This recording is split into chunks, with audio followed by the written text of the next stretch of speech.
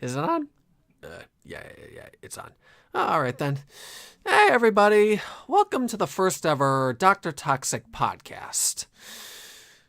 If you're listening, congratulations, because this really is a momentous occasion. We got some new equipment. Well, Evan did, and we finally get to make this podcast, which only means in the long run more content coming from this channel, which will not only for this podcast will not only upload to YouTube, but will also upload to SoundCloud. Evan should have put the update on Twitter, and we'll send out an update on YouTube so we can send you the link. Anyways, since this is our first podcast, please bear with me here. Please forgive me if I make any mistakes. Now then, this topic was submitted to us by one of our followers on YouTube, and we're ever so grateful because we were having trouble finding out where to start topic-wise for this kind of venture. Now then, the topic was hemp, which is grown from the cannabis plant, which is, if you're familiar, synonymous with the use of marijuana. Cannabis being the medical definition of the marijuana plant. The podcast what we're going to talk about goes into how hemp is marketed in the American economy, and how it can be used in many different products. We're going to list the many uses that hemp has. We're going to discuss the avenues of profit, since the legalization of marijuana was in many select U.S. states. We're going to discuss the state of the product in the market, the many dynamics of hemp and how it relates to American economics, and our personal stance on the use of hemp and its possible impact on Western society, if not America, let alone. All right, then. I guess we'll just get down to business. As I've stated before, hemp is grown from the cannabis plant, which is the medical definition for marijuana. I've always kind of wanted to smoke marijuana, but marijuana isn't legal recreational wise here in Michigan, and even if it was, Evan would never let me buy it. Why can't he just let me buy it? Evan, why can't you just let me buy marijuana? You are not buying fucking marijuana. Come on. No. He never lets me buy any weed. Ugh. Anyways, what we're first going to talk about is the many uses you can find for hemp. Well, first, allow me to clarify. We should probably go into specifics on what differentiates hemp from regular marijuana. Legal procedures stressed regulation and definitions of hemp and marijuana. When it comes to hemp is much higher in fiber than marijuana and is much lower in active tetrahydrocannabinol, or THC, which is the psychoactive ingredient in marijuana, which makes you all loopy and high and shit whenever you smoke that shit, you know? I'd love me some weed. Doc, just make the fucking podcast already. Ugh. He never lets me buy any weed. Anyways, when it comes to just hemp by itself, there's a whole list of uses, which actually surprised me. When it comes to the entire plant of hemp, it can be used for boiler fuel and pyrolysis feedstock, which I don't know what that is. If you're using the fluid from the cells of the plant, they can be used to make abrasive chemicals. I don't know what abrasive chemicals are. If you extract bast fibers from the stalk, they can be used to make paper and textiles, both industrial and consumer-wise. And if you collect the leaves of the cannabis and make herds or pulp, they can be used for building materials and animal bedding and mulch. If you're going for the flowers of hemp, they can be used to extract the THC, which would, as I went into earlier before, would probably cause a little bit of friction with the legal system. But if you're going to use the THC, it can be used for medicine and sacrament. Now, the seeds of hemp, if you're making hemp seed oil, they can be used for food, industrial products, and toiletries. Shampoo, soap, lotions, all that bullshit. And if you're making food, you can make granola and bird seed, just put into a bird feeder, watch the blue jays and the chickadees peck at that. If you're making seed cake, it can be used to make animal feed and high-protein fiber.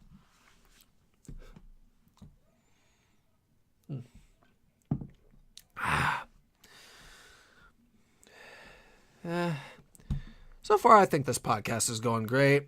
Just sitting here with a bottle of Mexican lager. Oh, sorry, that was on the phone. Anyways, this Mexican lager is pretty good.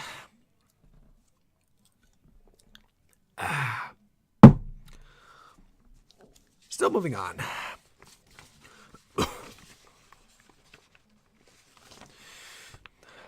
Where you can buy hemp. The current legalized states for cannabis are all of the New England area, excluding Pennsylvania, Michigan, Indiana, Minnesota, Montana, Colorado, New Mexico, Arizona, California, Nevada, Oregon, Washington, Alaska, and Hawaii. Although I will note that Colorado, Oregon, Washington, and Alaska are the only places in the U.S. one can sell smokable and recreationally consumable cannabis. Blazing the old weed with your niggas,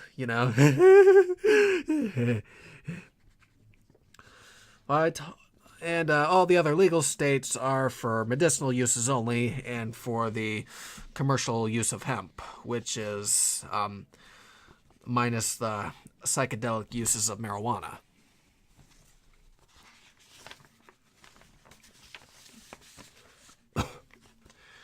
As I said before, legal procedures stress regulation and definitions of hemp and marijuana. Hemp is high in fiber and low in active tetrahydrocannabinol, THC, THC being the psychoactive ingredient marijuana. Now, the state of hemp in the commercial markets, in the foreign market, especially Canada and the EU, they regulate THC in hemp to less than 0.3% compared to 3 and 30% in 3 to 30% in marijuana. Most pro-hemp activists aim to define and distinguish between the two kinds. Some wish to move control of hemp production from the U.S. Drug Enforcement Administration to the United States Department of Agriculture. Hemp legalization proponents argue new technology that distinguishes THC levels via field and air for the farms, which will allow adequate production enforcement. Hemp is marketed as a fiber, seed, and or a dual-purpose crop. Estimated total retail value of hemp products in 2016 was $688 million. Many products included in what I listed earlier.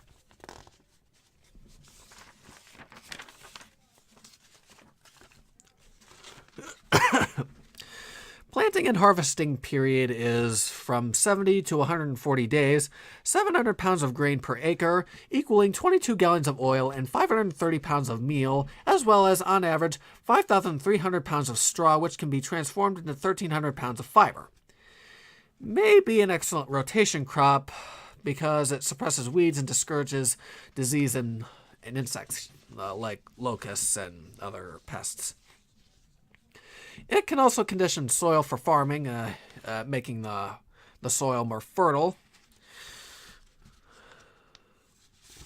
Yep.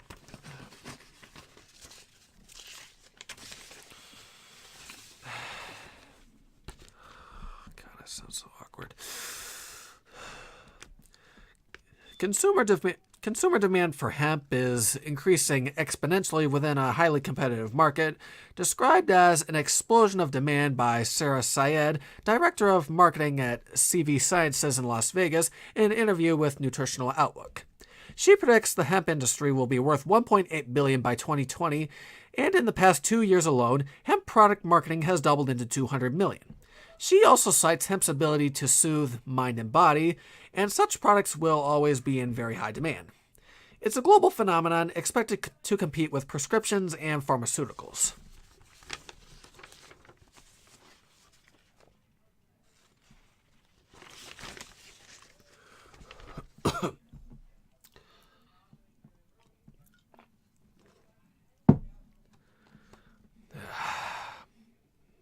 The neighbors are up. It's 3 a.m. right now here in Michigan. I don't know why anybody other than us would be up at this ungodly hour. And now for our personal stance on the use of hemp. I do not support the use of hemp. Hemp does have beneficiary uses, which I do not deny, but it is, like marijuana, still a gateway drug. When I referenced what Syed said about it being able to calm mind and body, I mean, one can't help but think of the current state of affairs in American politics and how people can just find forms of escapism to cope. And if people are just using recreational marijuana, I mean, a lot of doctors say that marijuana destroys brain cells, and it's just not a good thing in the long run. I don't care about my brain cells because I'm just a fucking dumbass. I mean, I just say what Evan tells me to.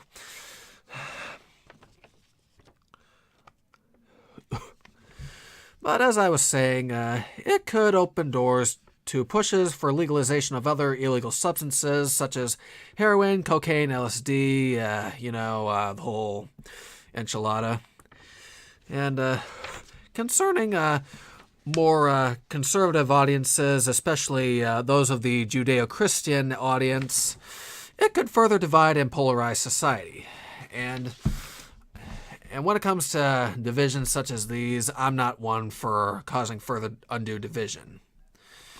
I mean, we'll discuss whatever topics we will here on the channel and on this podcast, but we're not going to cause any undue division. I mean, I really don't care who listens to our podcast. Evan doesn't either. I mean, white, black, Arab, Mexican, Christian, Jew, atheist, Muslim. I really don't give a fuck. I mean,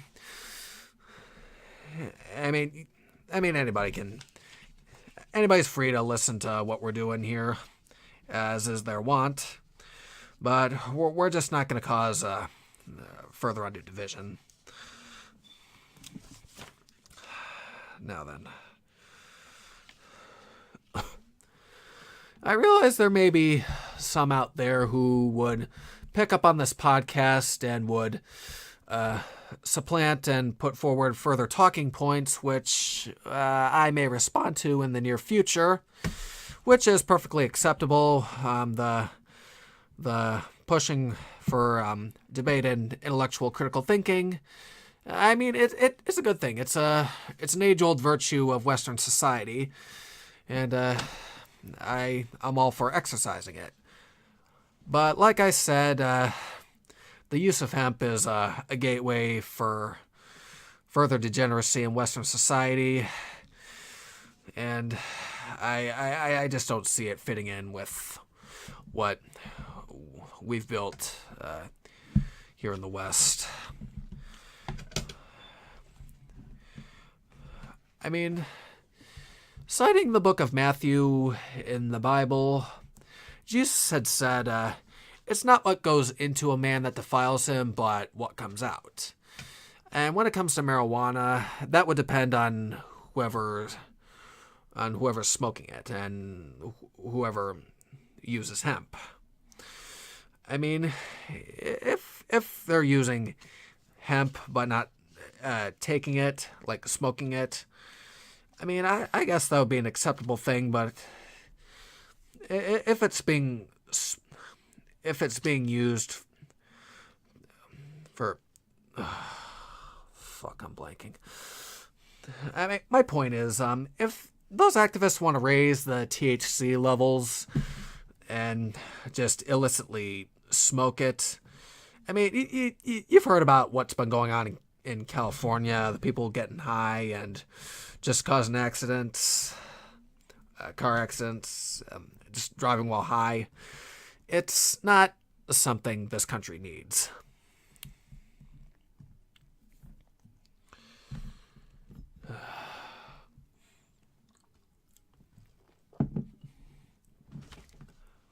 That's good lager.